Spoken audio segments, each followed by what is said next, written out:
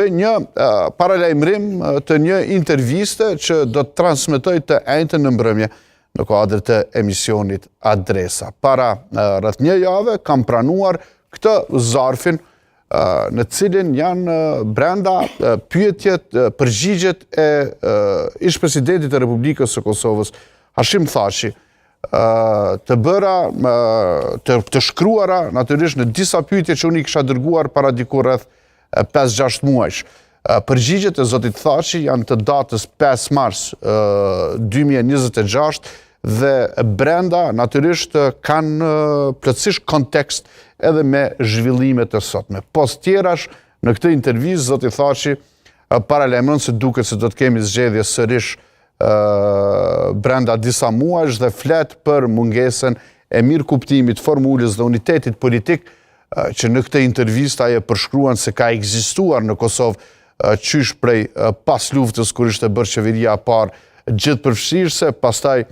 koalicioni i famshëm mes LDK-s e AK-s, pastaj koalicionet e PDK-s në ekipin e unitetit, përmend natyrisht edhe koalicionet e mëdha me Lidhjen Demokratike të Kosovës dhe atë që Thaçi e quan formula të stabilitetit politik. Në këtë intervistë, ish-presidenti i Kosovës, në të pestën fakt që e bën nga paraburgimi, nga vendi ku po mbati izoluar që më shumë se 5 vite, në fakt është gati 6 vite u bën nga arrestimi i tij, në këtë intervistë të pestën me radhë në këto kushte, dallimi është që këtu jep shumë mesazhe politike nga ajo sa unë kam arritur të kuptoj këtë ditë dhe ta deshifroj intervistën që do ta transmetoj këtë të premte. Në të Thaçi flet prej dosjeve të famshme të Epstein, të cilat dëshmojnë lidhje të caktuara të zyrtarëve të lartë evropian me Rusin. Nuk heziton Thaçi që nga qelia të shkruaj se si nuk befasohet që disa prej këtyre zyrtarëve ja përmendnin raportin e Dick Martit si diçka të shejtë dhe tash kur e kupton se si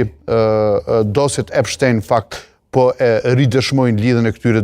zyrtarëve me Rusin, nuk është as pak i befasuar, ndonse aso kohë nuk i ka ditur këto rrethana. Thaçi në këtë intervistë, të cilën ju do ta ndiqni të njëjtën, jep shumë detaje sa i përket asaj se si e shet të ardhmen e Kosovës, të ardhmen politike, them, në kuptimin e asaj që kërkon që megjithatë Prishtina të mos mbetet peng i Beogradit. Po mundohem të jap disa prej mesazheve politike që do t'i ndiqni, aty përshkruan se si Prishtina nuk mundet asesi që ta lidh të ardhmen e saj me pranueshmërinë e pavarësisë nga Beogradi. Thotë që sa më shumë kohë që po kalon, aq më shumë po zbehet nevoja për njohje. Nga dialogu që dikur në qendër e kishte njohjen, sot bëjmë dialog teknik. Nga njohja de facto e pavarësisë së Kosovës, nga njohja de jure e pavarësisë së Kosovës, kemi kaluar në atë që zyrtarët negociatore përmendin vetëm si njohje de facto e realitetit në Kosovë. Jep edhe shumë të tjera mesazhe të cilat unë mezi po pres në fakt që t'i ndaj këtë të njëjtë me ju në këtë intervistë të themi të pestën me radhë nga këto rrethana në cilat Thaçi është i paraburgosur, por me shumë mesazhe politike të cilat besoj që do t'jenë shumë interesant që t'i ndiqni dhe do t'kenë edhe kurreshtjen tuaj. Do të bëj edhe paralajmime të tjera gjatë këtyre ditëve të intervistës, e cila nuk do të transmetohet vetëm në kanalin 10, kam një konfirmim edhe nga kolegët e ABC News në Shqipëri, do ta transmetojnë me qëllimin që natyrisht të japim sa më shumë audiencë mesazheve të Thaçit. Mesazhet e Hashim Thaçit e kam quajtur edhe intervistën, aty natyrisht flet edhe për procesin, në të nuk jep asnjë dilemë se ka ndonjë hatërmbetje, thotë që në fakt nuk kam hatërmbetje ndaj askujt, por rikujton se janë bërë disa veprime të cilat ja kujtojnë kohën kur në atë që ai e quan burgun e Nishit në vitet e 80-ta mbashin të burgosur politik shqiptar dhe ndan shumë rrëfime nga procesi që Thaçi e quan krejtësisht të padrejtë në cilin fakt po përballet. Sidoqoftë, sa i përket të ardhmës politike,